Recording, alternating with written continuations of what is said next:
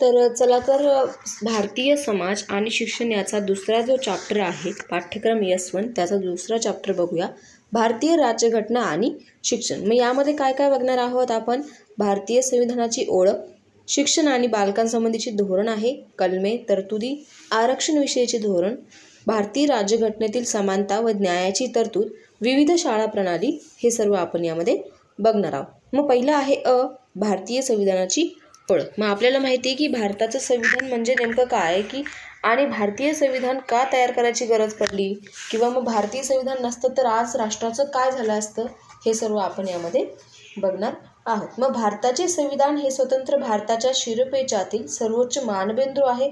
सर्व भारतीयांसाठी अभिमानाची आणि गौरवाची बाब आहे. हे संविधान अभ्यासू व्यासंगी अशा लोकप्रतिनिधींनी सखोल आणि विस्तृत चर्चा करून तयार केलेले असून भारताच्या ध्येयवादाचे ते निदर्शक आहे. मग भारताच्या इतिहासात त्याला एक अनन्यसाधारण घटना म्हणून नाव दिलेलं आहे आणि ते एक महत्त्वाचे धोरण आहे. मग भारतीय संविधानात निर्मितीला एक ऐतिहासिक पार्श्वभूमी आहे.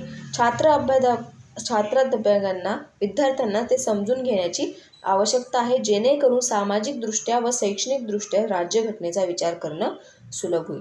का तर जे काय भारताचं संविधान आहे ते आपल्याला माहिती आहे की भारतीय संविधान म्हणजे काय आहे की आम्ही भारताचे लोक आहोत अशा प्रकारे त्याची सुरुवात आहे. परंतु ते समजून घेणं विद्यार्थ्यांना का गरजेचं आहे, त्याच्यात कलमे कोणती कोणती आहे आणि ती कोणत्या कोणत्या ठिकाणी आपण वापरू शकतो, त्याची तरतूद करू शकतो, हे संविधानातून आपल्याला समजून घेतल्याशिवाय समजणार नाही. मग संविधानानुसार राज्यकारभार करण्याचे तत्त्व सर्व देश स्वीकारतात. तरीही प्रत्येक देशाच्या संविधानाचे स्वरूप काय असतं, वेगवेगळं असतं. प्रत्येक देशाची समाजरचना, परंपरा, इतिहास हा भौगोलिकरित्या कसा असतो, भिन्न असतो. त्यामुळं आपल्या गरजानुसार, उद्दिष्टानुसार प्रत्येक देश आपापले संविधान निर्माण करत असतात. मग नागरिकांचे हक्क, शासन संस्थेची रचना आणि अधिकार हे सर्व संविधानामध्ये नमूद केलेलं असतं.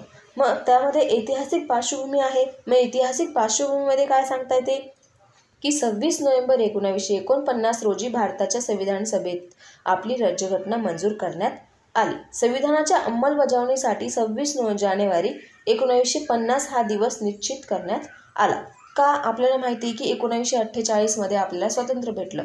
मग कोणी म्हणाले की तेव्हाच का आपल्याला संविधान तयार करता आलं नाही किंवा मग तेव्हाच का आपण अंमलबजावणी केली नाही, तर नाही. 26 नोव्हेंबर 1949 मध्ये डॉक्टर बाबासाहेब आंबेडकरांनी काय केलंय, संविधानाची जी काय मसुदा होता तो पेश केला आणि त्याचं जे काय आहे अंमलबजावणी ही 26 जानेवारी 1950 साठी करण्यात आली. कारण 26 जानेवारी हा तो काय आहे शुभ दिवस किंवा 26 नोव्हेंबर जे आहे 26 नोव्हेंबरनुसार 26 जानेवारी हा शुभ दिवस त्यांनी नेमून करण्यात आला आणि तिथून पुढे त्याची काय करण्यात आली, अंमलबजावणी करण्यात आली. कारण पूर्व स्वराज्याच्या मागाससाठी 1930 पासून हा दिवस काय होता, स्वराज्य दिन म्हणून घोषित करण्यात आला. मग त्याची परस्पर संबंध जे काय आहे ते सर्व यामध्ये दिले आहे. मग राज्यशास्त्राचे जे नामवंत अभ्यासक्रम डॉक्टर फायनर आहे त्यांनी काय म्हटलं आहे की शासन संस्थेचे कार्य करणारे कायदे मंडळ, न्यायमंडळ, कार्यकारी मंडळ या तिन्ही मंडळांची जी रचना आहे त्यांचे अधिकार आणि परस्पर संबंध निश्चित करण्यासाठी सार्वभौम सत्तेने निर्माण केलेली विधी नियमांची एक संकेतांची एक पद्धत म्हणजे काय आहे, राज्यघटना. त्यांनी काय सांगितलंय की जे काही मंडळे आहे, जे 3 मंडळे आहे, कायदा, न्याय आणि कार्यकारी मंडळ, त्यांचा जो काही परस्पर संबंध आहे तो निश्चित करण्यासाठी विधी नियम जे आहे त्यांनी निर्मित केलेली एक पद्धत म्हणजे काय आहे, राज्यघटना. मग अमेरिकेची पहिली लिखित राज्यघटना 30 एप्रिल 1789 रोजी अस्तित्वात आली. यावरून जगातील लिखित राज्यघटना निर्मितीला 2.25 शतकांची परंपरा असल्याचे लक्षात येते. मग आपल्या राज्यघटनेची वाटचाल जी आहे तिची तत्वज्ञानाकडेही आपण आपला इतिहास लक्षात घेऊन पाहायला हवं. मग भारताचा स्वातंत्र्य लढा हा एक अनन्यसाधारण किंवा असामान्य स्वातंत्र्य लढा आहे. मग औद्योगिक बाजारपेठेच्या माध्यमातून गुलामगिरीचे आपण कसे बळी पडलो हे इतिहास आपल्याला सांगतो. मग 1857 ते 1947 या काळात स्वातंत्र्य लढ्याने अनेक वळणे घेतली होती. मग ज्ञात अज्ञात लाखो लोकांनी यामध्ये आपलं काय होतं की मार्गांनी यात आपली सक्रिय सहभाग नोंदवला होता. मग हजारोंच्या बलिदानाने भारताला मिळालेले जे स्वातंत्र्य आहे ते काय आहे, अभूतपूर्व होते. मग भारताला स्वातंत्र्य देण्यासंबंधीचे जे विधेयक ब्रिटिश पार्लमेंट होते 4 जुलै 1947 रोजी त्यांनी ते मांडले गेले. मग 18 जुलै रोजी ते संपन्न झाले. मग त्यानुसार भारत व पाकिस्तान ही दोन स्वतंत्र राष्ट्रे अस्तित्वात आली. मग भारताची राज्यघटना मंजूर होण्यापूर्वी ब्रिटिश राजवटीत 1909 आणि 1919च्या सुधारणा, 1935चा कायदा यांसारख्या अनेक घटना काय होत गेल्या, सुधारत गेल्या. मग 1922 साली महात्मा गांधीजींनी आपले भवितव्य ठरवण्यासाठी स्वातंत्र्य भारतीय जनतेला पाहिजे अशी मागणी केली, किंवा म्हणजे भारत जनता जी आहे ते भवितव्य घडण्यासाठी आम्हाला भारत जनता पाहिजे अशी त्यांनी मागणी केली. व त्यानुसार 15 ऑगस्ट 1947 रोजी आपल्याला भारतीय जनतेला काय मिळालं आहे, स्वातंत्र्य मिळाले. मग स्वतःची राज्यघटना बनविण्याचे स्वातंत्र्य भारताला मिळाले. भारताची राज्यघटना ही घटना समिती भरवून एक कायदा म्हणून संमत झाली, म्हणूनच ती जनतेच्या प्रतिनिधींनी बनवलेली घटना आहे. मग दुसरं आहे भारतीय राज्यघटना निर्मिती प्रक्रिया. मग भारतीय राज्यघटना जी आहे त्याची निर्मिती कशी झाली त्याची प्रक्रिया आपण बघूया. मग भारत स्वतंत्र झाल्यावर स्वतंत्र व स्वायत्त घटना समिती तयार करण्यात आली. मग भारतीय घटना समिती 299 सभासद होते. अँग्लो इंडियन, ख्रिश्चन, स्त्रिया, अनुसूचित जाती जमाती इत्यादी सर्व घटनांना योग्य प्रतिनिधित्व यामध्ये दिलं गेलं. मग संविधान सभेची पहिली बैठक 9 डिसेंबर 1946 रोजी झाली. इम्पॉर्टंट क्वेश्चन आहे, 1 मार्क्सला विचारलं जाऊ शकतो. त्यामध्ये कोण कोण होतं, राजेंद्र प्रसाद होते. डॉक्टर राजेंद्र प्रसाद जे होते ते संविधान सभेचे अध्यक्ष होते. मग संविधान सभेत पंडित जवाहरलाल नेहरू, डॉक्टर बाबासाहेब आंबेडकर, सरदार वल्लभभाई पटेल, मौलाना अब्दुल कलाम आझाद, सरोजिनी नायडू इत्यादी जे काय होते सर्वांनी जवळपास त्यांचे कायदेविषयक सल्लागार म्हणून नेमणूक करण्यात आली होती. मग भारतीय राज्यघटना समितीच्या स्थापनेनंतर राज्यघटना निर्मितीची प्रक्रिया 2 वर्ष 11 महिने आणि 17 दिवस चालली होती. बरोबर. जेव्हा जी आपल्याला स्वातंत्र्य मिळालं त्यापासून तर राज्यघटना जी आपल्या हातात येईपर्यंत, आपण बघितलं आपली राज्यघटना आपल्या हातात कधी आली, 26 जानेवारी 1950. आपल्याला स्वातंत्र्य भेटलं 15 ऑगस्ट 1947. पूर्ण 2 वर्ष आणि काय झालंय 11 महिने ती स्वातंत्र्य जी काय राज्यघटना होती ती आपल्या हातात यायला तेवढा वेळ लागला. मग 29 ऑगस्ट 1947 रोजी डॉक्टर बाबासाहेब आंबेडकर यांच्या अध्यक्षतेखाली मसुदा समिती तयार करण्यात आली. मग त्याचे जे काही विविध संविधानाचा गाढा अभ्यास होता, डॉक्टर बाबासाहेबांनी अहोरात्र अभ्यास व चिंतन करून संविधानाचा मसुदा तयार केला. मग भारतीय स्वातंत्र्य चळवळीतील लोकशाही, उदारमतवादी विचारधारणा, महात्मा गांधीजींची विचारधारणा, डॉक्टर आंबेडकरांची सुधारणवाद, फ्रेंच राज्यक्रांतींची तत्त्वे अशा इत्यादी विविध घटनांचा प्रभाव कशावर पडला, राज्यघटनेवर पडत होता. मग भारतीय राज्यघटना ही एक महत्त्वाचा सामाजिक दस्तऐवज आहे असं कोणी म्हटलेलं आहे, ग्रँड व्हिले ऑस्टिन यांनी म्हटलेलं आहे. मग खाली त्यांनी दिलेलं आहे भारतीय राज्यघटना संविधान स्वरूप. आपल्याला माहिती आहे की भारताचे जे काय संविधान आहे ते आम्ही भारताचे लोक या शब्दापासून सुरू होतं, तर स्वतःप्रत अर्पण करत आहोत अशा शब्दापर्यंत ते संपलं जातं. मग भारतीय राज्यघटना कशासाठी, तिचे स्वरूप कोणते, तिची उद्दिष्ट काय, तिची वाटचाल याची स्पष्ट योजना आपण या सरनाम्यातून समजून घेणार आहोत. मग काय की आम्ही भारतीय लोक अशी सुरुवात करून ही घटना आम्हासच अर्पण करत आहोत असा शेवट यांनी सरनामा संविधानाची गुरुकिल्ली आहे. मग लोक हीच भारताची खरी शक्ती आहे हे स्पष्ट करणारा हा सरनामा संविधानामध्ये मूल्य व उद्दिष्ट स्पष्ट करतो. मग भविष्यकालीन वाटचालीसाठी मार्गदर्शक ठरणारी जी काय मूल्य आहे ती या सरनाम्यात दिलेली आहे. मग त्यामध्ये काय काय आहे, संपूर्ण स्वातंत्र्य, लोकांचे सार्वभौमत्व, धर्मनिरपेक्षता, समाजवाद, लोकशाही आणि संघराज्य एकात्मता ही मूल्ये ती आहे. मग आहे की संविधानाची मूल्य त्यांनी पुढे दिलेली आहे. मग संपूर्ण स्वातंत्र्य, लोकांचे सार्वभौमत्व, धर्मनिरपेक्षता, समाजवाद, लोकशाही, संघराज्य एकात्मता ह्या किती गोष्टी आहे, 5 ते 6 गोष्टी आहे. 1 मार्क्सच्या क्वेश्चनमध्ये विचारलं जाऊ शकतं की संविधानाची मूल्ये कोणती आहे. मग भारतीय राज्यघटनेत प्रारंभी 22 भाग, 395 कलमे आणि 8 परिशिष्टे होती. मग त्यामध्ये वाढ होऊन आज 450 कलमे झाली आणि 12 परिशिष्टे झाली आहे. मग डॉक्टर बाबासाहेब आंबेडकरांनी काय म्हटलं होतं की जोपर्यंत माणसाच्या नैतिक गुणांचे मूल्यमापन करण्यासाठी एखादा मापदंड तयार होत नाही तोपर्यंत कोणतीही घटना अपूर्णच राहणार. म्हणजे काय की माणूस आपल्या राष्ट्रामध्ये कसं वागतोय कसं नाही त्याचं जे काय बिनधास्तपणा आहे, माणसाला जोपर्यंत एखादा कलम त्याच्यावर एखादा ॲक्ट लावला जात नाही तोपर्यंत माणूस काय आहे व्यवस्थित वागू शकत नाही, किंवा तोपर्यंत कोणतीही घटना किंवा राज्यघटना असू संविधान असू ते काय आहे अपूर्णच आहे.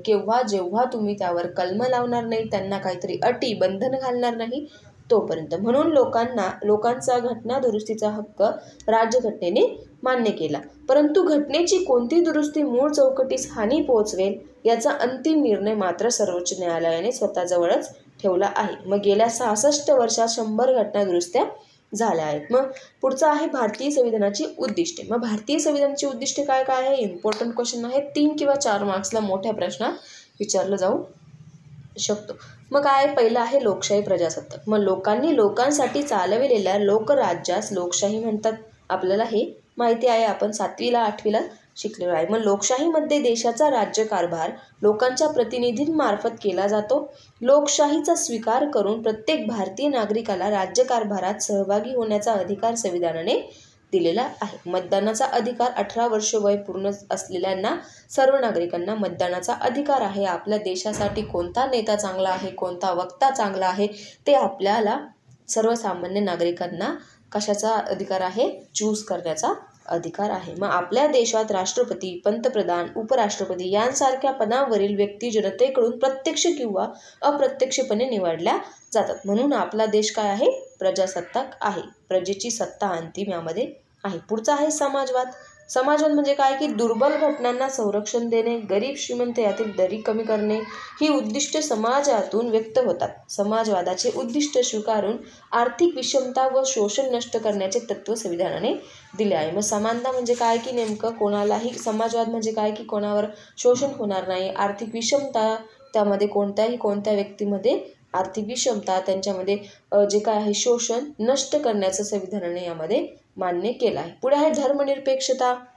कोणत्याही विशिष्ट धर्माला राज्याचा धर्म म्हणून मान्यता नाही. कोणताही धर्म संप्रदाय यांचा देशाच्या राज्यकारभारात हस्तक्षेप नसावा असे संविधानाने नमूद केलेले आहे. म्हणजे कोणताही एका राज्यात गेलं की हाच धर्म इथे पाळला जावा किंवा इथे हेच बोललं जावं असं कुठेही त्यांनी संविधानामध्ये दिलेलं नाहीये. पुढे आहे न्याय. जात, धर्म, वंश, लिंग, संपत्ती आणि सामाजिक स्थान यावर आधारित भेद न करता प्रत्येक व्यक्तीचा दर्जा जो आहे तो समान मानावा आणि सत्ता व संसाधने यामधील तिचा योग्य वाटा तिला प्राप्त होणे म्हणजे सामाजिक न्याय. म्हणजे कोणत्याही धर्माचे, पंथाचे, जातीचे जे लोक आहे त्यांना सर्वांना काय आहे समान दर्जा असायला हवा आणि कोणत्याही संपत्ती साधनमध्ये त्यांना काय हला समान वाटा दिला पाहिजे. म्हणजे काय की सामाजिक न्याय. पुढे आहे स्वातंत्र्य. स्वातंत्र्य आपल्याला माहिती की संविधानाने नागरिकांना काही स्वातंत्र्य बहाल केली आहे. त्या कलम 19 आणि 22 मधून काय केलं आहे की 19 कलममध्ये काय दिलं आहे की भाषण स्वातंत्र्य आणि अभिव्यक्ती स्वातंत्र्य, सभा वा संघटना स्थापण्याचे स्वातंत्र्य, पेशा निवडण्याचे स्वातंत्र्य. मग भाषण म्हणजे काय? बोलण्याचे स्वातंत्र्य. अभिव्यक्ती म्हणजे काय की आपल्याला जे काय आपल्यामध्ये गुण आहे ते आपण व्यक्त करू शकतो, काहीतरी आवड निवड जे आहे ते आपण इतरांसमोर व्यक्त करू शकतो. हे कलम 19 नुसार स्वातंत्र्य आपल्याला राज्यघटनेने दिलेलं आहे. पुढे आहे धर्म स्वातंत्र्य. पूजा व आचरणाचे स्वातंत्र्य कलम 25 मध्ये दिलेलं आहे की जो काही तुमचा धर्म आहे तुम्ही कोणत्याही धर्माची पूजा करू शकतात, अर्चना करू शकतात, याचं स्वातंत्र्य दिलेलं आहे. पुढे आहे अल्पसंख्याकांना संरक्षण व स्वतःच्या शिक्षण संस्था स्थापण्याचे स्वातंत्र्य. म्हणजे काय अल्पसंख्याक लोक आहे, गोरगरीब लोक आहे, जी काही वंचित स्वरूपाचे जे लोक आहेत त्यांना संरक्षण आणि शिक्षणाची संस्था त्यांनी किंवा शिक्षणची संस्था आहे ते स्थापन करण्याचं स्वातंत्र्य कलम 29 व 30 मध्ये दिलं आहे. पुढे आहे समानता. मग भारतीय घटनेच्या उदारमतवादी लायब्रियल रूपाची प्रचिती विभाग 3 मधून मूलभूत अधिकाराच्या तरतुदीवर येते. मग कलम 12 आणि 18 नुसार धर्म, जात, वंश, लिंग जे काय आहे त्यामध्ये भेदभाव करता येणार नाही हे संविधानाने स्वीकारलेले आहे. हे समानतेचे मूल्य अत्यंत महत्त्वाचे आहे आणि नागरिकांना दिलेल्या मूलभूत हक्कांपैकी समानता हे एक काय आहे हक्क आहे. पुढे आहे बंधुता. कोणताही भेदभाव न करता सर्वांविषयी आदर ठेवणं, प्रेमाची भावना ठेवणं म्हणजे काय आहे बंधुता. देशाच्या विकासासाठी सर्व भारतीयांनी एकोप्याने राहावे असे बंधुतेने अभिप्राय केलेला आहे. जर आपणच एकमेकांसोबत व्यवस्थित राहणार नाही तर देशाचा विकास होईल का? नाही होणार. त्यामुळे सर्वांशी प्रेमाने राहा, आदराने राहा. त्यानुसार काय होतं देशाची जी काय आहे विकास हा प्रगतिशील दिशेने होत असतो. पुढे आहे मार्गदर्शक तत्वे. मग मार्गदर्शक तत्वे म्हणजे काय की त्यामध्ये जे काही आपले कलम आहे, ॲक्ट आहे, RTE आहे तो त्यामध्ये येतो. मग राज्यघटनेच्या 4थ्या विभागात राज्य व संघ स्तरावरील सरकारे तसेच संसद, विधानसभा यांच्यासाठी मार्गदर्शक तत्वे काय आहे नमूद केली गेलेली आहे. मग शासन कोणत्याही पक्षाचे असले तरी धोरण ठरविताना आणि कायदे करताना ही मार्गदर्शन तत्त्वे त्यांना पाळावी लागतात. मग त्यांचे 2 जे काय आहे गटात रूपांतर त्यांनी केलं आहे. पहिला गट आहे शासन संस्थेच्या धोरणाविषयीची मार्गदर्शक तत्त्वे, दुसरा गट आहे नागरिकांच्या हक्काविषयीची मार्गदर्शक तत्त्वे. मग यामध्ये कामाचा अधिकार, शिक्षण व कल्याणाचा अधिकार, जीवनाचा सार्वत्रिक उच्च स्तर उंचवण्याचा अधिकार कलम 43 मध्ये समाविष्ट केलेले आहे. मग कलम 45 आणि अन्वयक जो काय 14 वर्षांच्या मुलांना मोफत शिक्षण हे शासनाचे दायित्व त्यामध्ये दिलेले आहे. ते RTE 2009 नुसार हा कायदा काय केलेला आहे, लागू केलेला आहे. पुढे आहे नागरिकांचे मूलभूत हक्क आणि कर्तव्य. मग नागरिकांचे मूलभूत हक्क काय असायला हवे? आपण समाजात राहतोय, आपण राष्ट्रामध्ये राहतोय, आपण या देशात राहतोय म्हटल्यावर आपलं काहीतरी कर्तव्य असायला आहे की नाही. जसं आपल्याला माहिती पर्यावरणाचा रूल आपण F8 मध्ये बघितलाय की पर्यावरण आपल्याला हवा पाणी देतंय, निसर्ग देतंय, झाडे देतंय, तर आपणही पर्यावरणाला काहीतरी द्यायला पाहिजे. जसं की झाडं लावणं, प्रदूषण कमी करणं, या गोष्टी आपण पर्यावरणाला दिल्या तरच हे काय आहे, समान मूलभूत हक्क आहे. किंवा मग त्यातला पहिला आहे समानतेचा हक्क. मग सर्व भारतीय नागरिक कायद्यापुढे समान आहे, कोणालाही असमानता नाही. दुसरा आहे स्वातंत्र्याचा हक्क. संविधानाने 6 प्रकारच्या स्वातंत्र्यांची हमी यामध्ये दिलेला आहे. मग पहिला आहे त्यातलं भाषण व अभिव्यक्ती स्वातंत्र्य. आपण आधीही बघितलं की प्रत्येकाला बोलण्याचा हक्क आहे, आपली आवड निवड इतरांसमोर काय करायचं आहे, प्रेझेंट करायचा हक्क आहे. पुढे आहे सभा स्वातंत्र्य. मग शस्त्रे न बाळगता शांततेने एकत्र जमण्याचे स्वातंत्र्य नागरिकांना दिलेलं आहे. पुढे आहे संघटना स्वातंत्र्य. पुढे आहे संचार स्वातंत्र्य. मग देशाच्या कोणत्याही भागात मुक्तपणे वावरण्याचे स्वातंत्र्य नागरिकांना आहे. पुढे आहे वास्तव स्वातंत्र्य. मग वास्तव स्वातंत्र्यात काय होतं की भारतीय नागरिकांना देशात कोठेही राहण्याचे व कायम वास्तव करण्याचे स्वातंत्र्य आहे. मग व्यवसाय स्वातंत्र्य. आपल्याला हवा तो कायदेशीर व्यवसाय करणं किंवा मग व्यवसाय प्रत्येक भारतीय नागरिक करू शकतो. या स्वातंत्र्याबरोबरच 2 महत्त्वाचे स्वातंत्र्य दिलेले आहे. ती कोणती आहे? त्यानुसार कोणालाही बेकायदेशीरपणे अटक करता येणार नाही. त्याप्रमाणे कोणत्याही व्यक्तीचे जीवित व स्वातंत्र्य बेकायदेशीररित्या हिरावून घेता येणार नाही. म्हणजे एखाद्याने काही चूकही केलेली नसेल तर त्याला बिना कामाचं अटक करता येणार नाही. एखाद्याने काहीतरी चूक केली असेल किंवा काहीतरी पाप केलं असेल तेव्हाच त्याला अटक करता येईल. पुढे आहे शोषणाविरुद्धचा हक्क. मग माणसांची खरेदी विक्री करणं, गुलामगिरी, वेठबिगारी यावर बंदी आहे. 2006 साली बालमजुरी हा कायद्याने गुन्हा ठरविण्यात आला आहे. RTE 2009 मधील कलम 17 नुसार कोणत्याही बालकास शारीरिक मानसिक शिक्षण करणे हा गुन्हा आहे. आपल्याला माहिती आहे की आजकाल भरपूर देशांमध्ये काय होतं, गुलामगिरी प्रथा अजूनही चालू आहे. हे पर्सनल गोष्टी आहे, आपण त्यावर बोलणार नाही, परंतु हा काय आहे, गुन्हा आहे. पुढे आहे धर्मस्वातंत्र्याचा हक्क. मग धर्मनिरपेक्षता हे आपल्या संविधानाचे महत्त्वाचे उद्दिष्ट आहे. हे मी आधीही तुम्हाला सांगितलेलं आहे की त्यानुसार सर्वांना आपापल्या धर्मानुसार पूजा करण्याचं स्वातंत्र्य आहे. परंतु धर्माच्या नावाखाली सुरू असलेल्या अनिष्ट प्रकारांना सरकार बंदी घालू शकतं. म्हणजे आपण धर्माच्या नावाखाली खूप सारे पैसे एखाद्याकडून काढून घेतो, हे सगळ्या गोष्टी ज्या आहेत त्यावर बंदी सरकार काय करू शकतं, घालू शकतं. पुढे आहे सांस्कृतिक व शैक्षणिक हक्क. मग भारतात सांस्कृतिक विविधता आहे, सांस्कृतिक परंपरा आहे, त्या जपण्यासाठी, सर्व भाषांचा विकास करण्यासाठी अल्पसंख्याकांना स्वतंत्र शिक्षण संस्था स्थापन करण्याचा हक्क आहे. त्यांना आपली भाषा, आपली संस्कृती, परंपरा जपणं आणि रक्षण संवर्धन करण्याचा हक्क दिलेला आहे. आपण आपल्या संस्कृती कधीही कुठेही प्रेझेंट करू शकतो किंवा आपण संस्कृतीनुसार आपल्या सणानुसार आपण ते सण सेलिब्रेट करू शकतो. हा हक्क आपल्याला सरकारने दिलेला आहे. पुढे आहे न्यायालयाकडे दाद मागण्याचा हक्क. मग नागरिकांच्या हक्कावर अतिक्रमण झाल्यास नागरिकांना न्यायालयात दाद मागण्याचा हक्क आहे. म्हणजे काय की सपोज एखाद्याची जागा बिना काही कामाची कोणीतरी हिरावून घेतलेली आहे, मग त्यावर आपण न्याय मागू शकतो की ही जागा माझी आहे आणि यांनी काहीही कागदपत्र नसताना किंवा काही कारण नसताना हिरावून घेतलेली आहे. हा हक्क आपल्याला न्यायालयाने दिलेला आहे. पुढे आहे नागरिकांची मूलभूत कर्तव्य. मग नागरिकांची मूलभूत कर्तव्य काय असायला हवं? आपण F8 मध्ये बघितलंय की आपण जसं पर्यावरण आपल्याला देत आहे तसंच आपणही पर्यावरणाला काहीतरी द्यायला हवं. मग काय की संविधानाचे पालन करणं, राष्ट्रगीत व राष्ट्रध्वज यांचा मान ठेवणं. संविधानाने आपल्याला इतके सगळे हक्क दिले, मग आपणही त्यांच्या हक्कांचा किंवा जे काही कलम आहे, ॲक्ट आहे, त्यांचं पालन करायला हवं. स्वातंत्र्य चळवळीला प्रेरणा देण्याच्या आदर्शाने पालन करणं. जी काय स्वातंत्र्य चळवळ आहे ती आपल्यासाठी की ती जी काय स्वातंत्र्य चळवळ झाली त्या चळवळीमुळे आपण आता आहोत. म्हणजे जर स्वातंत्र्यच भेटलं नसतं भारताला तर आता आपले जीवन कसं असतं, खूप कष्टमय असतं. ठीक आहे, मग त्यामुळे आपण त्याचा आदर केला पाहिजे. देशाचे सार्वभौमत्व, एकता, अखंडत्व सुरक्षित ठेवण्यासाठी प्रयत्नशील असायला हवं. आपल्या देशाचे रक्षण आपणच करायला हवं. सर्व प्रकारचे भेद विसरून एकोपा वाढवावा. स्त्रियांच्या प्रतिष्ठेला कमीपणा आणतील अशा प्रथांचा त्याग करायला हवा. सर्वांनी आदराने राहायचं, प्रेमाने राहायचं, तरच काय होतं, आपला भारत देश जो आहे तो एकनिष्ठ होतो. सांस्कृतिक वारशांचे जतन करायचं. ज्याच्या त्याच्या सांस्कृतिक वारसा आहे, परंपरा आहे, त्यांचं स्वतः जतन करायचं. नैसर्गिक पर्यावरणाचे जतन करायचं. वैज्ञानिक दृष्टी, मानवतावाद आणि जिज्ञासू वृत्ती अंगी बाळगणे. सार्वजनिक मालमत्तेचे जतन करणे इत्यादी जे काय आहे ते काय आहे, नागरिकांची मूलभूत कर्तव्य आहे. पुढे आहे संघराज्य प्रणाली. इम्पॉर्टंट क्वेश्चन आहे, येऊ शकतो. तर भारतामध्ये 3 प्रकारच्या संघराज्य प्रणाली आहे. मग कोणत्या कोणत्या? कार्यकारी, कायदेकारी आणि न्यायालयीन. म्हणजे काय? प्रशासकीय सत्ता पंतप्रधान, मुख्यमंत्री व मंत्रिमंडळाकडे असते. मग न्यायालयीन सत्तेचे सर्वोच्च केंद्र काय असतं? न्यायालय असतं. मग भारतातील संसद ही द्विगृही आहे.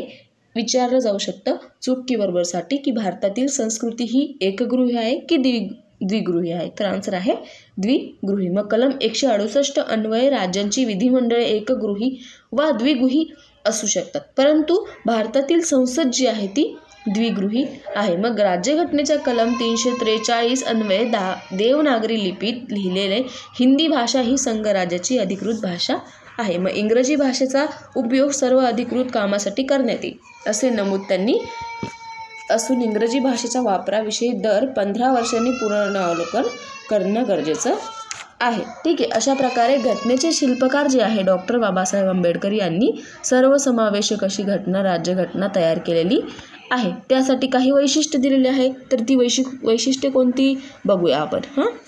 पहिलं आहे संसदीय लोकशाही, मूलभूत अधिकार, सामाजिक न्याय, न्यायालयीन पुनर्विलोकन, संघराज्य पद्धती, मार्गदर्शन तत्त्वे. मग जगातील कोणत्याही देशाच्या राज्यघटनेपेक्षा भारताची राज्यघटना काय आहे? मोठी आहे. ताठरता व लवचिकता यांचा योग्य समन्वय भारतीय राज्यघटनेत केलेला आहे. मग ब आहे शिक्षण आणि बालकांसंबंधी धोरणे, कलमे आणि तरतुदी. मग आता काय की हे सर्व झालं नागरिकांचं. मग नागरिकांनी कोणते कलमे अंमलात आणायला पाहिजे किंवा मग नागरिकांसाठी कोणते कलमे जे काय आहे ते यूज होतात. मग आता हे शिक्षणासाठी काय काय कलम आहे, काय काय धोरणे आहेत ते आपण बघूया. शिक्षण हे व्यक्ती विकासासाठी आणि राष्ट्र विकासासाठी अत्यंत आवश्यक गोष्ट आहे. म्हणून कोणत्याही राष्ट्राच्या विकास धोरणामध्ये शिक्षण नेहमीच अग्रक्रमावर असते. मग संविधानाचे शिल्पकार डॉक्टर बाबासाहेब आंबेडकर यांनी तर शिक्षणाचे महत्त्व खूप चांगल्या प्रकारे ओळखलेले होते. मग आपल्या पुस्तक प्रेमासाठी सुपरिचित असणाऱ्या डॉक्टर बाबासाहेबांनी म्हणूनच तर देशाला संदेश दिलेला होता की शिका, संघटित व्हा आणि संघर्ष करा. जेव्हा आपण शिकू, जेव्हा आपण एकत्र येऊ, तेव्हाच आपण एखाद्या देशासोबत किंवा एखाद्या कोणत्याही मोठ्या लढ्यामध्ये संघर्ष करू शकतो. त्यामुळे संविधानामध्ये शिक्षणाला खूप मोठे मूलभूत स्थान जे काय आहे. मग संविधान निर्मितीपूर्वीही भारतात शिक्षणाचे प्रयत्न झाले. मग त्याचे 4 प्रवाह दिसून येतात. पहिला आहे पाश्चात्य पद्धतीचे शिक्षण. मग मॅकॉलेच्या शिक्षण पद्धतीवर आधारलेली जी काय नोकरशाही होती ती निर्माण करण्याचे उद्दिष्ट असलेली ही शिक्षण पद्धती भारतीयांसाठी उपयुक्त ठरली नाही. पण निदान काही लोक शिक्षित झाले. धर्मप्रसारासाठी काही मिशनऱ्यांनी शिक्षण संस्था सुरू केल्या. मग ही पाश्चात्य पद्धती होती, त्यामध्ये काय केलं की जो नोकरशाही होती तेव्हा की म्हणजे जे काय मोठे लोक होते, श्रीमंत लोक होते, ते गरीब लोकांकडून काम करून घ्यायचे, नोकरशाही यूज करायचे. त्यामुळे काय झालं की शिक्षणाचा प्रवाह कमी झाला. परंतु तरीही काही लोकांनी त्यातून पुढे येऊन धर्मप्रसारासाठी काही मिशनऱ्या तयार केल्या आणि शिक्षण पद्धती सुरू केल्या. दुसरी आहे इंग्रजांनी सुरू केलेल्या संस्थांना पर्याय म्हणून भारतातील काही समाजसुधारकांनी शाळा महाविद्यालय स्थापन केली. म्हणजे काय इंग्रजांनी सुरू केलेल्या ज्या संस्था होत्या त्यांनी काय केलं की भारतातील काही समाजसुधारकांनी शाळा महाविद्यालय त्यासाठी स्थापन केली पर्यायी म्हणून. का की इंग्रजी जे काही संस्था होत्या त्यांनी संस्था सुरू केलेल्या त्या फक्त इंग्रजी माध्यमामध्ये शिकवायच्या. मग त्याचंच काय केलं, त्यासाठी समाजसुधारकांनी काही मराठी माध्यमं सुरू केली किंवा मग इंग्रजीमध्येच आपली जी काय मुले आहेत ती टाकण्याचा प्रयत्न केली. नंतर काय झालं की बहुजन समाजापर्यंत शिक्षण पोहोचावे हा उद्देश ठेवून महात्मा फुले, सावित्रीबाई फुले, शाहू महाराज इत्यादींनी खूप प्रयत्न केले. पुढे आहे चौथा प्रवाह मूलभूत शिक्षणाचा प्रवाह होता. मग गांधीजी या प्रवाहाचे प्रणेते होते. मग शिक्षणाचा प्रत्यक्ष कामाशी आणि तंत्रज्ञानाशी संबंध असायला हवा या भूमिकेतून त्याला नई तालीम असे संबोधले जात होते. परंतु हा प्रवाह फारसा वाढला गेला नाही. मग राष्ट्रीय सभेचे नेते गोपाळकृष्ण गोखले यांनी 1910 मध्ये सक्तीच्या प्राथमिक शिक्षणाचे विधेयक मांडले होते, पण ते फेटाळले गेले. परंतु या प्रश्नाकडे लक्ष वेधण्यासाठी हे विधेयक महत्त्वाचे ठरले. पुढे विठ्ठलभाई पटेल यांनी 1916 मध्ये सक्तीचं मोफत प्राथमिक शिक्षणाचं विधेयक मांडलं. मग मुंबई महानगरपालिका प्राथमिक शिक्षण कायदा 1918 या नावाने ते संमत झाले. पुढे आहे संविधानातील शिक्षणविषयक तरतुदी. मग कोणत्या कोणत्या तरतुदी आहे? भारतातील राज्यघटनेच्या 45व्या कलमानुसार सक्तीचे शिक्षणाचे तत्व विशद केले गेले आहे. त्यानुसार सक्तीच्या शिक्षणावर होणाऱ्या खर्चापैकी 30% रक्कम केंद्र शासनाकडे असेल. हे अनुदान म्हणून देण्याची तरतूद त्यामध्ये केली आहे. कलम 45 अन्वये 14 वर्षापर्यंतच्या मुलांना मोफत शिक्षण दिले जाईल. कलम 46 अन्वये समाजातील मागास घटकांच्या उन्नतीसाठी शासन बांधील राहील. कलम 2000च्या 86व्या घटना दुरुस्तीनुसार स्वातंत्र्याचा हक्क या मूलभूत हक्कात 6 ते 14 वर्ष वयोगटातील बालकांना मोफत व सक्तीचे प्राथमिक शिक्षण दिले जाईल. अशा प्रकारे अनेक कलमे त्यांनी काय केलं? तरतूद करण्यात केली. उदाहरणार्थ सार्वजनिक शिक्षण संस्थांमध्ये आरक्षण किंवा शुल्क इत्यादी कलम त्यामध्ये दिले गेले. पुढे आहे 93वी घटना दुरुस्ती इसवी सन 2006. मी काय करणार आहे, जवळपास हे आपलं जे पुस्तक आहे त्यातले सगळे चॅप्टर जे एंड झाले की मी तुम्हाला सगळे जे कलम आहे ते व्यवस्थित तुमच्या तलामधले नोट्समध्ये काढून देणार आहे. त्यामुळे कलम जे आहे ते इम्पॉर्टंट आहे. कलमानुसार तुम्ही जर पॉईंट लिहिले पेपरमध्ये तर आन्सरमध्ये तर व्यवस्थित तुम्हाला मार्क्स मिळणार आहे. ठीक आहे. तर पुढे आपण बघूया इसवी सन 2006 नुसार घटना दुरुस्ती. मग यानुसार काय झालं की अनुसूचित जाती जमाती व इतर मागासवर्गीयांसाठी अनुदानित किंवा विना अनुदानित खाजगी शिक्षण संस्थांसह शैक्षणिक संस्थांमधील प्रवेशासंबंधी कोणतीही विशेष तरतूद निर्माण करण्यात आली नाही. मग या घटना दुरुस्तीनुसार अनुसूचित जाती जमाती व इतर मागासवर्गीयांना खाजगी शिक्षण संस्थांमध्ये राखीव जागा ठेवण्याची तरतूद निर्माण करण्यात आली. मग काय झालं की शिक्षणाचा अधिकार अधिनियम RTI 2009. मग 2009 नुसार काय केलं की बालकाच्या मोफत व सक्तीचं शिक्षणाचा अधिकार केंद्र सरकारने पारित केला. 1 एप्रिल 2010 पासून भारतात हा शिक्षण अधिकार कायदा जो आहे तो लागू झाला. मग 135 देशांमध्ये हा भारताचा समावेश त्यामध्ये झाला. मग शिक्षण हक्क कायद्याबाबत घटक क्रमांक 3 मध्ये आपण सविस्तर चर्चा करणार आहोत. ठीक आहे. मग पुढे आहे बालकांसंबंधित संविधानातील तरतूद. मग पहिल्या महायुद्धानंतर जगातील अनेक राष्ट्रांची वाताहत झाली. अनेक मुले अनाथ झाली. 1920च्या लीग ऑफ नेशन्स नावाची एक आंतरराष्ट्रीय संस्था स्थापन झाली. राष्ट्रस्तरावर समझोता घडवून आणणे आणि जगात पुन्हा असे महायुद्ध होऊ नये या दृष्टीने उपाययोजने हा या संस्थेचा उद्देश होता. मग आंतरराष्ट्रीय व्यासपीठावर 1924 साली इंग्लंटाईन जेब या ब्रिटिश स्त्रीने बालकाच्या हक्काचे एक 5 कलमी पत्रक मांडले होते. ते कसं होते की मुलांच्या हक्कांची सनद संयुक्त या परिषदेपुढे तिने मांडली होती. मग भारतीय संविधानामध्ये बालक कल्याणासाठी काही विशेष तरतुदी करण्यात आल्या. त्या कोणत्या तर बघूया. पहिली आहे त्यातली भारतीय संविधानातील कलम 25 नुसार 14 वर्ष वयोगटापेक्षा लहान मुलामुलींची धोक्याचे जे काही काम आहे ते नेमून करणे कायद्यानुसार गुन्हा आहे. फटक्यांचे कारखाने, गालीचे व तत्सम लघुउद्योग, खाणे, विडी उद्योग इत्यादी गोष्टी ज्या आहेत त्या ठिकाणी कामाच्या ज्या काही ठिकाणी आहे त्या नेमणूक करता येणार नाही. ज्या कामामुळे मुलांच्या शिक्षणात अडथळा येतो ते काम करता येणार नाही. मुलांच्या सामाजिक, शारीरिक, मानसिक अथवा नैतिक विकासात बाधा येते असे कोणतेही काम बालमजुरी असे बालक हक्काच्या मसुद्यात नमूद केलेले आहे. ठीक आहे. मग बऱ्याचदा ही बालमजुरी उच्चयुक्त कुटुंब असतात त्यातील पालकांकडून त्यांच्या प्रतिष्ठेसाठी केली जाते. मग मुलांचे बालपण हरवण्यासाठी विविध वाहिन्यांवरील विलोभनीय स्पर्धा ते काय करत असतात, तयार करत असतात. ठीक आहे. मग पुढे आहे एक विचार करा नावाची बॉक्समध्ये त्यांनी ती घटना दिलेली आहे. मग त्यामध्ये काय काय सांगितलेलं आहे ते तुम्ही स्वतः वाचून घ्यायचं आहे. की मी असं सांगितलं आहे थोडक्यात मी तुम्हाला सांगते की काही मारण्यापुढची एक गोष्ट आहे. टीव्हीवर एक मुलगी नाच करत होती. मग चिमुरड्या मुलीला समोरच्या प्रेक्षकांनी विचारलं की तू इतक्या लहानपणे नाच का करते, तुला शिक्षण नाही घ्यायचं आहे का? तेव्हा तिच्या आईचं उत्तर जे आलं ते खूप जास्त आश्चर्यचकित होतं. मग काय म्हटली तिची आई की लहानपणी मुलांचं शरीर जे आहे ते वळत्या अंगाचं असतं किंवा मग लवकर वळलं जातं त्यामुळे ती पटकन मोठी झाल्यावर किंवा मोठी होईपर्यंत ती चांगली डान्सर बनेल असं तिच्या आईचं उत्तर होतं. ते ऐकून काय झालं, मग प्रेक्षकांना धक्का बसला आणि सर्वजण टाळ्या वाजवू लागले. अशा प्रकारे काही जे विचार करा असे पॉईंट असतात ते त्यांनी त्यामध्ये दिलेले आहे.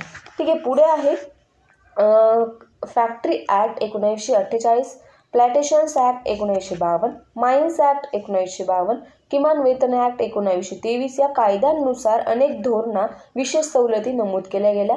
मग बालकांचे मूलभूत हक्क ही संकल्पना 1959 मध्ये मांडली गेली.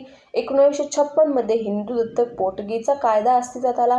अनाथ व निराधार मुलांना 1962च्या दुरुस्ती कायद्यामुळे न्याय मिळण्याची सोय झाली. आता तुम्ही विचार करत असतील की इतके सगळे ॲक्ट आहे, इतक्या सगळ्या ज्या काय आहे इसवी सन आहे किंवा मग त्या अंक आहे, तर ते कसे लक्षात ठेवणार. इम्पॉर्टंट असं काही नाही आहे यामध्ये किंवा मग खूपच हार्ड असंही काही नाही आहे. जे काय ॲक्ट आहे, RTE ॲक्ट आहे किंवा जे इम्पॉर्टंट ॲक्ट आहे ते मी तुम्हाला नोट्समध्ये देणार आहे, त्यामुळे टेन्शन घ्यायचं काहीही काम नाही आहे. तर आपण पुढे बघूया की जे काय आयोग त्यांनी राबवले होते, राज्य बालहक्क संरक्षण आयोग होते, ते राबवण्यासाठी काही उपक्रमांचा त्यांनी त्यामध्ये समावेश केला. मग कोणते कोणते उपक्रम होते. बालकांना सर्व प्रकारच्या भेदभावापासून संरक्षण करणे, म्हणजे रंग, लिंग, जात, भाषा इत्यादी जे काय व्यंग आहे त्यापासून बालकांचं संरक्षण करणं. बालकाच्या सर्वोत्तम हिताला सर्वाधिक प्राथमिकता देणं. बालकाला ओळख, नाव आणि राष्ट्रीयत्व यांचा हक्क देणं. प्रत्येक बालकास जन्मजात जीवन जगण्याचा हक्क देणं. बालकाच्या मनाविरुद्ध पालकांपासून विभक्त करता येत नाही. आर्थिक शोषणापासून बालक संरक्षित राहणं इत्यादी जे काय हक्क आहे ते उपक्रम त्यामध्ये बालहक्क संरक्षण आयोगाने मांडले होते. मग बालहक्क आयोगाबाबत विस्तृतपणे घटक 3 मध्येही आपण चर्चा करणार आहोत. मग त्यांनी दिलेलं आहे पुढे की त्याच्या उमलणाऱ्या संविधान पर्यायाने आपण सारे कटिबद्ध आहोत. मग कविवर्य कुसुमाग्रजांनी काय सांगितलं आहे खाली, साऱ्याच कळ्यांना जन्मसिद्ध हक्क फुलण्याचा, मातीमधला वतन वारसा आकाशावर कोरण्याचा, जन्म असो माळावरचा अथवा शाही उद्यानात, प्रत्येक कळीला हक्क आहे फूल म्हणून जगण्याचा. आपण जे काही स्त्रीभ्रूण हत्या इत्यादी गोष्टी आपण खूप साऱ्या बघत असतो. मग तिचा जन्म कुठेही हो, माळावर हो किंवा मग एखाद्या मोठ्या श्रीमंत घरात हो, परंतु तिला काय आहे, जगण्याचा हक्क आहे. हे 2015च्या प्रगत शैक्षणिक महाराष्ट्राच्या शासन निर्णयामध्ये मूल शिकू शकते हा विश्वास त्यांनी दिला होता. ठीक आहे, पुढे आहे आरक्षण विषयीचे धोरण. मग आरक्षण विषयीच्या धोरणामध्ये काय सांगितलं आहे, भारतीय समाजात समता प्रस्थापित करणे हा आपल्या संविधानाचा मुख्य हेतू आहे. मग 25 नोव्हेंबर 1949 म्हणजेच राज्यघटना मंजूर होण्याच्या आदल्या दिवशी डॉक्टर बाबासाहेब आंबेडकर म्हणाले होते की भारतीय समाजात आज 2 गोष्टींची कमतरता दिसून येते. त्यापैकी एक म्हणजे समता आणि दुसरी म्हणजे सामाजिक क्षितिजावर आज स्मरणात्मक असमता. ही ज्या 2 गोष्टी आहेत त्या आहे. मग त्यात काही वरिष्ठ आणि बरेचसे काही कनिष्ठ पातळीवरचे लोक आढळून येतात. मग आर्थिक क्षितिजावर मुठभर लोक गर्भ श्रीमंती आहे, तर बहुसंख्य अतिशय दारिद्र्याने पिचकलेले आहेत. 26 जानेवारी 1950 रोजी घटनेचा अंमल करतानाच आपण एका विरोधाभासाच्या नव्या युगात प्रवेश करणार आहोत. मग किती काळ आपण सामाजिक व आर्थिक समता नाकारू शकतो हे आपण लवकरच लक्षात घेणार आहोत. मग काय झालंय की जोपर्यंत आपल्याला स्वातंत्र्य भेटलेलं नव्हतं तोपर्यंत प्रत्येक जे काही वरिष्ठ लोक होते किंवा कनिष्ठ लोक होते ते सर्वजण काय करत होते, वरिष्ठ लोक जे होते कनिष्ठ लोकांना माज दाखवत होते. म्हणजे आमचे कामं किंवा तुम्ही ज्या काही गोष्टी आहेत त्या सगळ्या आमच्या क्लिअर करून द्यावा किंवा नोकरशाही पद्धतीने त्यांना वागत होते. मग 1950 मध्ये काय झालं, जेव्हा राज्यघटना स्वातंत्र्य मिळालं, राज्यघटना जेव्हा संविधानात आली तेव्हा सगळ्या जे काही कलमे आहे किंवा ज्या नोकरशाही पद्धती होत्या किंवा जे वरिष्ठ कनिष्ठ लोकांमधले जे काय परस्पर संबंध होते, जे घातक संबंध होते ते काय झाले, राज्यघटनेनुसार त्यांनी व्यवस्थितपणे त्यांना नाकार दिला. मग आर्थिक सामाजिक दृष्ट्या ते काय करू शकले, नाकारू शकले. मग आरक्षण म्हणजे विशिष्ट सवलत, ज्याला आपण इंग्रजीत रिझर्वेशन आणि मराठीत राखीव जागा असे म्हणतो. मग विकासाच्या मुख्य प्रवाहापासून वंचित असणाऱ्या घटकांना इतर सशक्त समाजाच्या बरोबरीने आणण्यासाठी घटनेने त्यांना काही विशेष संधी दिलेल्या असतात, त्याला म्हणायचे आरक्षण म्हणजे काय वंचित जे लोक आहे ज्यांचं किंवा गोरगरीब लोक आहे ज्यांना शिक्षणापासून खूप दिवसाचे ते वंचित आहे किंवा काही कारणामुळे त्यांना शिक्षण घेता आलं नाही. आपण हे बघितलेलं आहे F2 मध्येच वंचित समाज म्हणजे काय ते, ठीक आहे. मग त्यांना काही कारणामुळे शिक्षण घेता आलेले नाही, अशा लोकांसाठी काय केलं आहे, रिझर्वेशन म्हणजे आरक्षण कशाने दिलेलं आहे, राज्यघटनेने दिलेलं आहे. मग आरक्षणाचा इतिहास समजून घेऊया. मग समानतेचे मूल्य प्रस्थापित करण्यासाठी काही क्षेत्रात मागे राहिलेल्या घटकांना सोबत घेऊन जाण्यासाठी काही विशेष प्रयत्न करावे लागले. जे काय घटक होते, जे काय विशेष वंचित जे लोक होते, त्यांना पुढे आपल्यासोबत जे रोजचे जे लोक आहेत त्यांना आपल्यासोबत आणण्यासाठी काही प्रयत्न करायला लागले. मग त्यासाठी काय केलं आहे की जे काही श्रेष्ठ समाजसुधारक महात्मा फुले यांच्यापासून त्याची सुरुवात झाली होती. मग त्यांनी हंटर आयोगामध्ये महात्मा फुले यांनी मोफत आणि सक्तीच्या शिक्षणाबरोबर सरकारी नोकऱ्यामध्ये आरक्षण असावे ही महत्त्वपूर्ण मागणी केली होती. मग 1891 मध्ये त्रावणकोर येथील संस्थानातही स्थानिक नागरिक आणि परदेशी नागरिक यांच्यामध्ये नोकरीतील आरक्षणाच्या मागणीवरून निदर्शने झाली होती. नंतर बडोदा आणि म्हैसूर संस्थानातही हे लागू झालं होतं. अशा प्रकारे इत्यादी जे काही संस्थान आहे त्यामध्ये त्यांनी वेगवेगळे प्रस्ताव मांडण्यात आले होते. मग 1947-49 या 2 वर्षाच्या कालखंडात काय झालं की संविधान सभेत अनेक महत्त्वाच्या विषयांवर चर्चा करण्यात आली. मग 26 जानेवारी 1950 पासून संविधानाची अंमलबजावणी सुरू झाली. मग भारतीय समाजाचा सर्वांगीण विकास व्हावा यासाठी संविधानात वेलफेअर स्टेटच्या काही तरतुदी घालण्यात आल्या. मग त्यातील मागासवर्गीयांना प्रतिनिधित्व देणारी तरतूद एक होती म्हणजे आरक्षण. आपल्या देशात जातीप्रथेमुळे काही घटनांना सर्व संधी नाकारल्यामुळे सामाजिक असंतुलन निर्माण झालं. सर्व आघाड्यांवर हा समाज मुख्य प्रवाहापासून दूर फेकला गेला. त्यामुळे मुख्य प्रवाहात आणण्यासाठी अशा समाजाला विशेष तरतुदी किंवा संधी देणं गरजेचं होतं. मग काय कोणत्या तरतुदी दिल्या संविधानातील तरतुदी? इम्पॉर्टंट क्वेश्चन आहे, 3 किंवा 4 मार्क्सला विचारला जाऊ शकतो. मग कोणत्या तरतुदी दिल्या? कलम 15 नुसार prohibitions of discrimination on ground of religions, race, caste, sex or a place of birth म्हणजे धर्म, जात, वंश, लिंग, जन्मस्थान यांसारख्या ज्या काय बाबी आहे त्या आधारे राज्याला व्यक्तीमध्ये भेद करता येणार नाही. दुसरं आहे परंतु 15(3) मध्ये अशी तरतूद दिली आहे, नथिंग इज दिस आर्टिकल शाल prevent the state of making any special provision for woman and child म्हणजे 15 मध्ये काय दिलेलं आहे की कोणताच भेदभाव केला जाणार नाही, परंतु वंचित घटक स्त्रिया आणि मुले यांना अपवाद आहे. मग त्यांच्यासाठी विशेष तरतुदी करण्यापासून सरकारला कोणी रोखू शकत नाही. त्यानंतर कलम 15(4) नुसार काय दिलं आहे की सामाजिक आणि शैक्षणिक पातळीवर जो समाज मागास आहे त्याच्या प्रगतीसाठी विशेष तरतूद करण्यासाठी शासनाला कलम 15 रोखू शकत नाही. अशा प्रकारे त्यांनी भरपूर जे काय आहे कलम त्यांनी पुढे दिलेले आहे. तर पुढे आहे की महिला आरक्षण. महिलांसाठी कोणकोणते आरक्षण देण्यात आले तर बघूया. महिला आरक्षणामध्ये काय झालं की इतर वंचित घटकांप्रमाणे महिलांनाही आपल्या समाजात कायम दुय्यम भूमिका मिळाली. मग शिक्षण, आरोग्य, आहार या सर्वच बाबतीत स्त्रियांना समान न्याय मिळत नाही. प्रगत महाराष्ट्रातही स्त्रियांवरील अत्याचाराने प्रमाण जे काय आहे ते कमी होत नाही.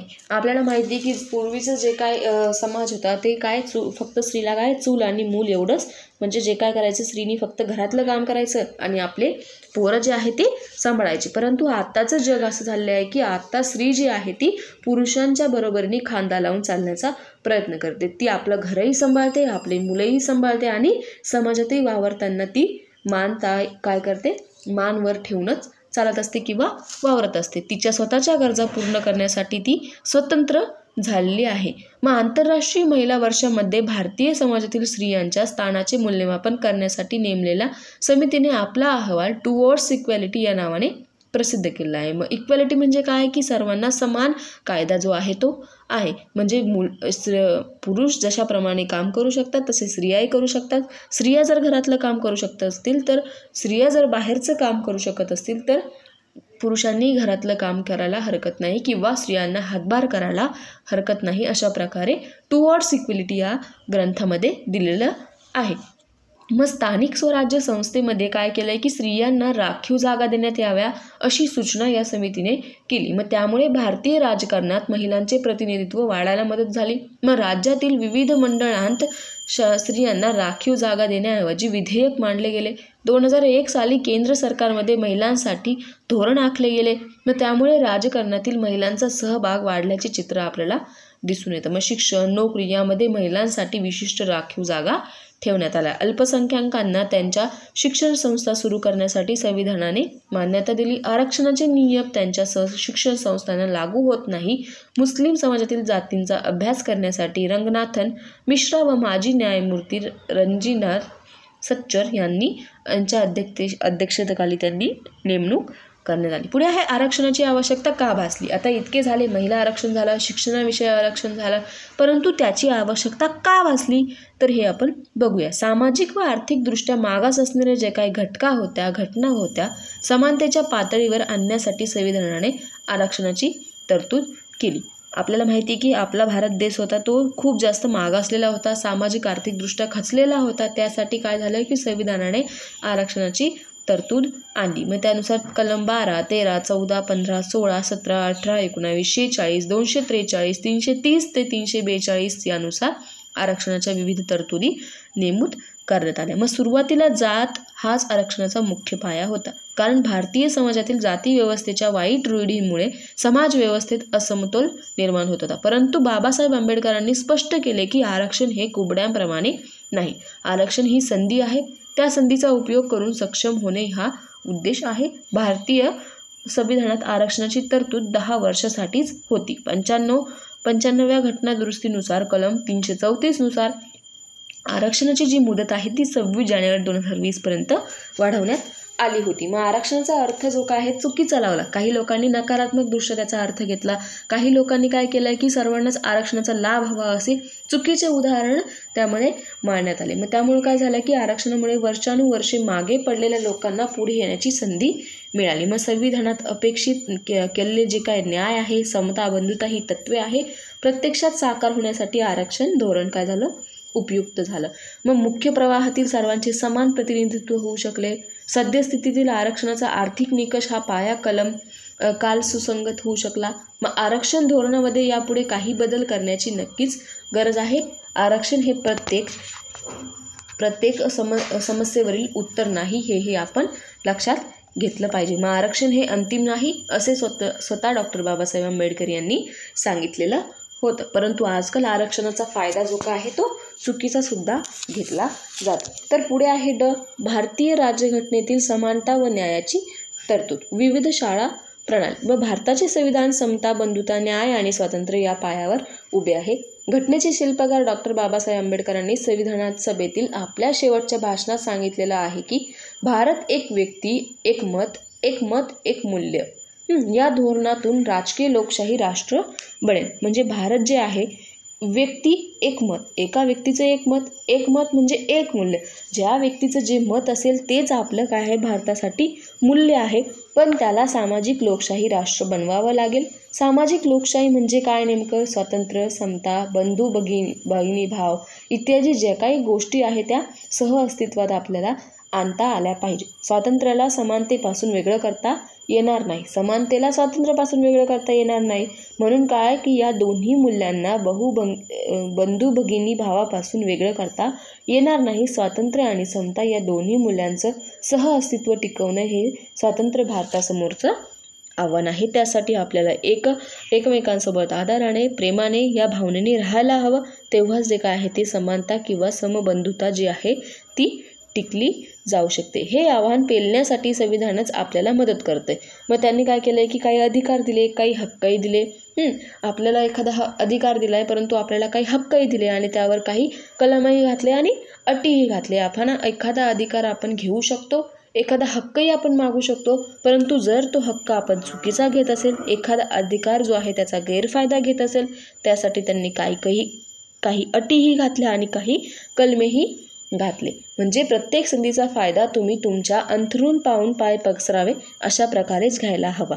खूप जास्तही घ्यायला नको. तुम्हाला एक वाक्य माहीत असेल, आपण बघितलेलं आहे फर्स्ट इयरमध्ये की पृथ्वीकडे तुमच्यासाठी किंवा मग पृथ्वीला तुम्हाला देण्यासाठी भरपूर काही आहे, परंतु एखाद्याच्या हावरटपणासाठी पृथ्वीला पर्याय नाही. अशा प्रकारे काहीतरी ते वाक्य आपण बघितलं होतं. मग घटक 3मध्ये आपण या सविस्तर जे काही कलम आहे त्यांची सविस्तर चर्चा करणार आहोत. मग घटक कलम 14, कलम 15, 16 जे काय आहे, कायद्याने समानता व संरक्षण, राजेशाही महिला बालकांसाठी विशेष तरतूद, कायद्याच्या प्रक्रियेशिवाय व्यक्तीच्या जीवी स्वातंत्र्याचा संकोच, मानवी व्यापार, स्त्री पुरुष समानता इत्यादी जे काय कलम आहे ते आपण घटक 3मध्ये बघणार आहोत. मग अशा कलमांद्वारे सर्वांसाठी सन्मानाने जगण्याचा जीवन मार्ग उपलब्ध करून दिला आहे. मग सर्वांसाठी मतदानाचा हक्क देऊन सर्वांना एकाच पातळीवर आणण्याचे काम संविधानाने केले आहे. मग घटना तयार करताना दलित समाजावरचे अन्याय, मागासवर्गीयावरचे अन्याय असा एकांगी विचार न करता अन्यायग्रस्त घटक कोण असू शकतो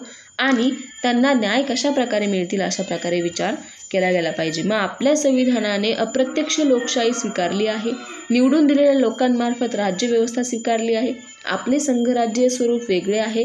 अमेरिकेप्रमाणे फेडरेशन ऑफ स्टेट्सच्या ऐवजी युनियन ऑफ स्टेट्स असे शब्दप्रयोग सुनावण्यामागे संविधानात उद्देश होता की राज्यांना संघराज्यापासून वेगळे होता येणार नाही, कारण स्वातंत्र्यपूर्ण काळात केवळ एकसंघते अभावी ब्रिटिशांनी आपल्यावर राज्य केले. म्हणून एकसंघता आणि सुसूत्रतेसाठी या संविधानात ही तरतूद नेमूद केलेली आहे. न्याय हा व्यक्तिसापेक्ष असता कामा नये, तो व्यक्तिनिरपेक्ष असायला हवा.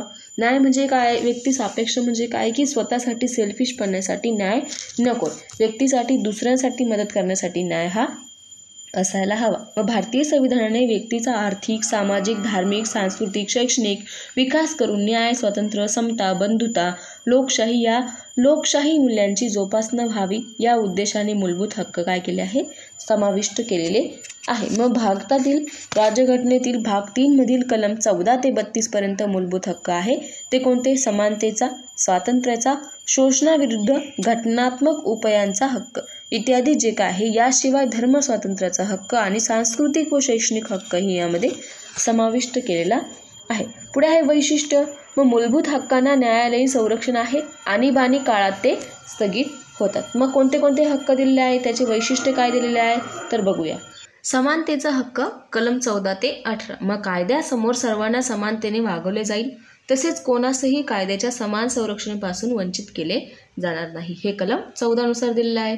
कलम 15 नुसार राज्य केवळ धर्म, लिंग, वंश, जात, जन्मस्थान किंवा यापैकी कोणत्याही कारणावरून भेदभाव करणार नाही. कलम 16 नुसार राज्यातील सार्वजनिक सेवा योजनेत कोणत्याही जागेवर नेमले जाण्यास किंवा सर्वांना समान संधी मिळाली पाहिजे. कलम 17 नुसार अस्पृश्यता पाळणे हा शिक्षेस पात्र होणारा गुन्हा समजला जाईल. अशा प्रकारे तरतूद त्यांनी अत्यंत महत्त्वाच्या दृष्टीने केलेली आहे. पुढे आहे स्वातंत्र्याचा हक्क. घटनेने भारतीय नागरिकांना दिलेली 6 प्रकारची स्वातंत्र्य आहे ती कलम 22 नुसार एखाद्या व्यक्तीला अटक केली तर त्या व्यक्तीला शक्य तितक्या लवकर अटकेची कारणे कळवल्याशिवाय अटकेत ठेवते जाणार नाही.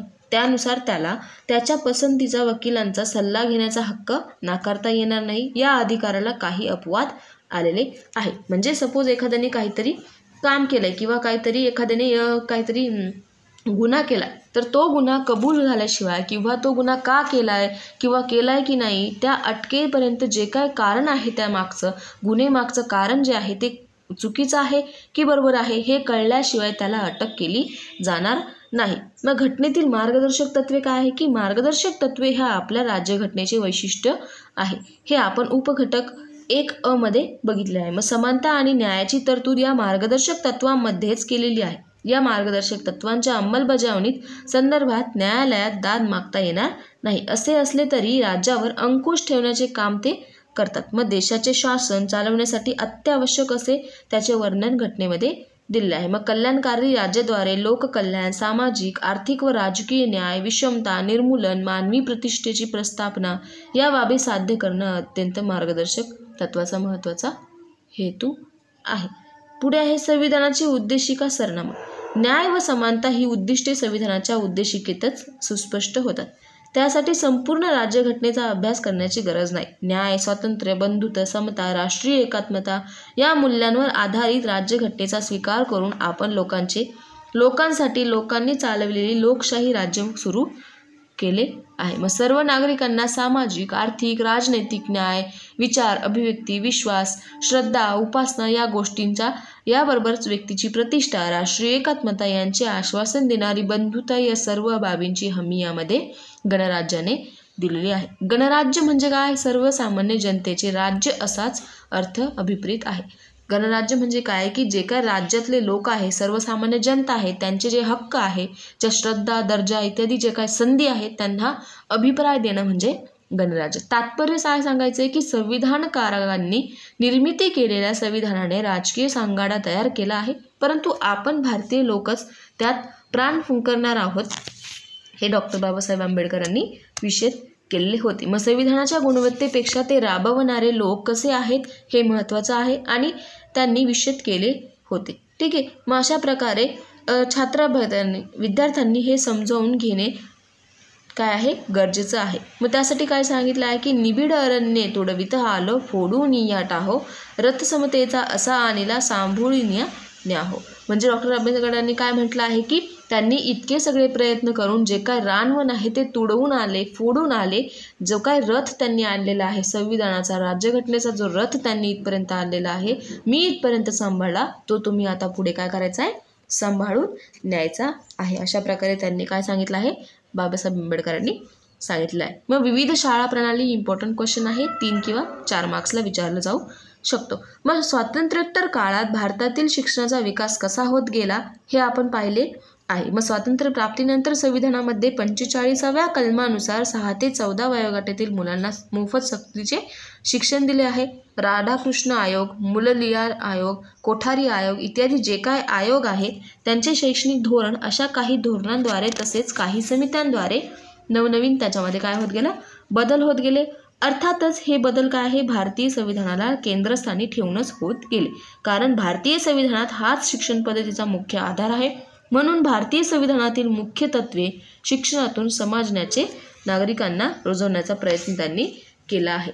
मग त्यासाठी काही शाळा सुरू केल्या. मग त्या कोणत्या? विविध शाळा त्यामध्ये दिलेल्या आहे. मग मेन काय आहे? शासकीय, स्थानिक स्वराज्य संस्थांनी चालवलेल्या शाळा आणि खाजगी शाळा. शासकीय म्हणजे काय? गव्हर्नमेंट शाळा, त्यामध्ये आल्या नवोदय, केंद्रीय, शासकीय, सैनिकी शाळा, आश्रमशाळा इत्यादी. स्थानिक स्वराज्य संस्थांनी चाललेल्या म्हणजे काय? नगर परिषद, जे काय गावातले आहे, राज्याच्या ज्या काही शाळा आहे त्याला म्हणायचं आहे नगर परिषद, जिल्हा परिषद, महानगरपालिका इत्यादी. पुढे आहे खाजगी व्यवस्थापन म्हणजे काय की जे काय प्रायव्हेट शाळा आहे, इंग्रजी मीडियम माध्यम, इंग्रजी माध्यम, मराठी माध्यम, अनुदानित शाळा, आश्रमशाळा ह्या काय आहे?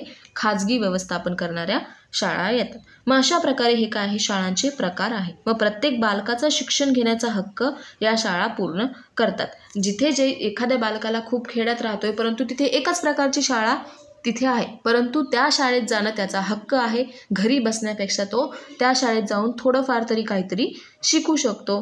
शासनाने नवोदय विद्यालय, केंद्रीय विद्यालय, शासकीय विद्यालय सुरू केलेली आहे. काही सैनिकी विद्यालये आहे.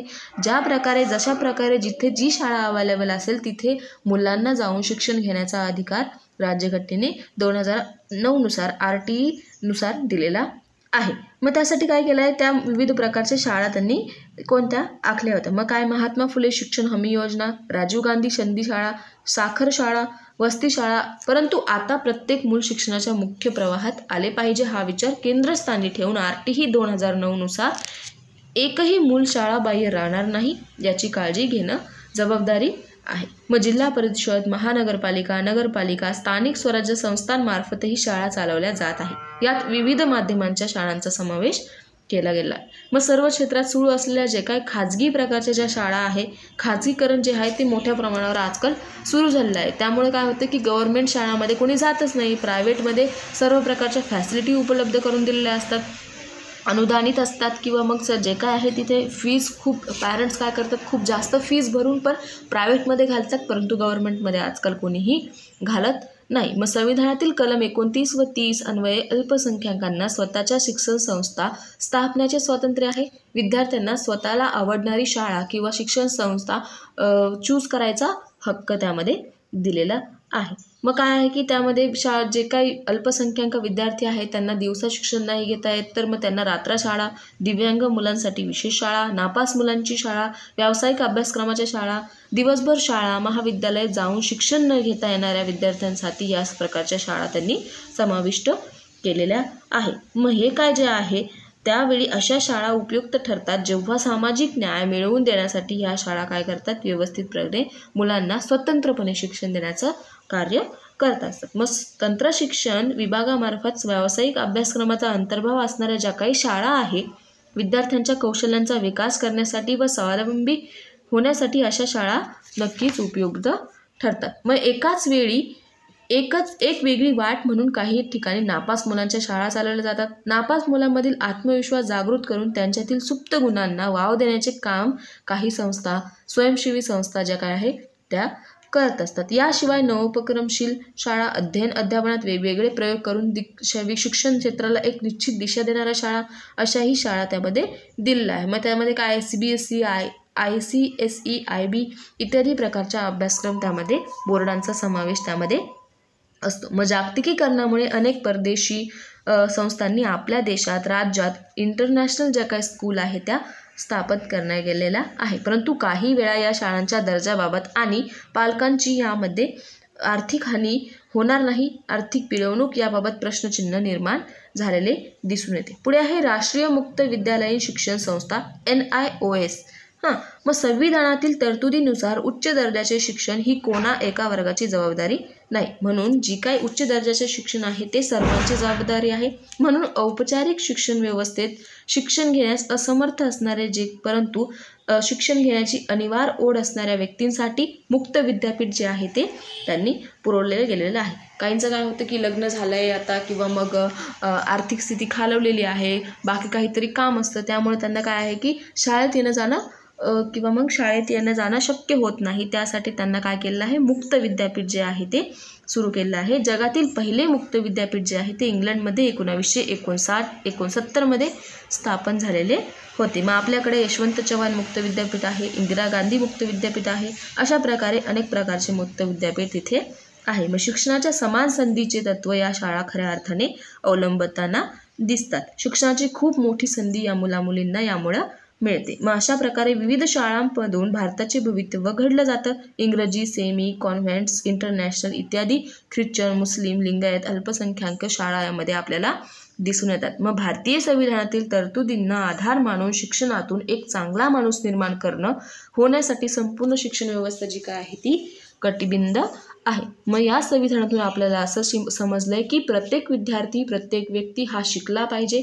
शिकला तर तो एक चांगला माणूस तयार होतो, चांगला नागरिक तयार होतो. ठीक आहे, अशा प्रकारे जो काय आहे सेकंड चॅप्टर संपलेला आहे. नोट्समध्ये मी तुम्हाला सर्व प्रकारचे कलम देणार आहे, त्यामुळे टेन्शन घ्यायचं काही काम नाही आहे. पुढे आहे स्वाध्याय, त्यामध्ये जोड्या लावा आहे, एका वाक्यात उत्तरे, चुकीचे वाक्य दुरुस्त करून लिहा, थोडक्यात उत्तरे, दीर्घोत्तरी प्रश्न हे तुम्ही स्वतः बघून घ्यायचं आहे. तर तिसरा जो चॅप्टर आहे तो मानव अधिकार आणि हक्क व शिक्षण हे आपण लवकरच बघणार आहोत. यामध्ये आपण सर्व कायद्यांचं जे काय आहे, कलमे जे आहेत त्यांचा डीप अभ्यास आपण करणार आहोत. आणि कोणीतरी मला कमेंट केली आहे की फर्स्ट इयरचे जे न्यू स्टुडंट आहेत त्यांच्यासाठी नवीन सिरीज आहे ती तयार करा. तर मला असं म्हणायचं आहे की मी ती जी सिरीज आहे ती 2 ते 3 महिन्यापूर्वीच अपलोड केलेली आहे. जर तुम्हाला म्हणजे काही समजत नसेल तर तो पॉईंट तुम्ही विचारून घ्या, कमेंट करा, मी तुम्हाला परत एक्सप्लेन करून सांगेल. परंतु न्यू सिरीज परत तयार करणं इतक्या लवकर तरी मला शक्य होणार नाही. झाल्यास मी ट्राय करेल, कारण सेकंड इयरचं जे आहे ते मी आत्ताच ट्राय केलं, म्हणजे आत्ता सुरुवात केलेली आहे. ती जी सेकंड इयरची सिरीज आहे तिचा पहिला दुसरा चॅप्टर आत्ताशी चालू आहे. तसं फर्स्ट इयरचं आय थिंक फक्त F6 बाकी आहे आणि F7चे 2 जे चॅप्टर आहे लास्टवाले ते बाकी आहे. बाकी जवळपास मी सर्व जे काय आहे DLED फर्स्ट इयरचं पूर्ण सिलेबस मी अपलोड केलेलं आहे. तर फर्स्ट इयरसाठी मी ट्राय करेल की जेव्हा माझं सेकंड इयरचा पूर्ण सिलेबस कंप्लीट होईल, शिकून येईल, तेव्हा मी तुम्हाला परत एकदा ब्लॅकबोर्ड किंवा व्हाईट बोर्डवर सर्व काही व्यवस्थित थेरीज ज्या आहे वायगोस्कीच्या, पियाजेच्या समजून सांगण्याचा प्रयत्न करणार आहे. तर असं सपोर्ट तुमचा राहू द्या. तुमच्या आजूबाजूचे विद्यार्थी असतील त्यांनाही चॅनलला लाईक, शेअर, सबस्क्राईब करायला सांगा. कोणी DLED मराठी मीडियमचे जे माध्यमचे मुलं आहेत त्यांना व्हिडिओज भेटत नसतील तर आपलं हे चॅनल आहे यावर तुम्हाला सर्व प्रकारचे व्हिडिओज मिळाले जातील. तुमच्या कमेंट्स मी वाचते, त्यामुळे तुमच्या कमेंट्सचं जे काय आहे गांभीर्य मला आहे आणि मी ट्राय करते की तुमच्या कमेंट्सनुसार तुम्हाला आन्सर देण्याचं किंवा मग तुमच्या कमेंट्स जे आहे ते पूर्ण करण्याचं. तर लाईक करा, शेअर करा, सबस्क्राईब करा. Thank you so much. भेटूया परत पुढच्या व्हिडिओमध्ये. Bye bye, take care.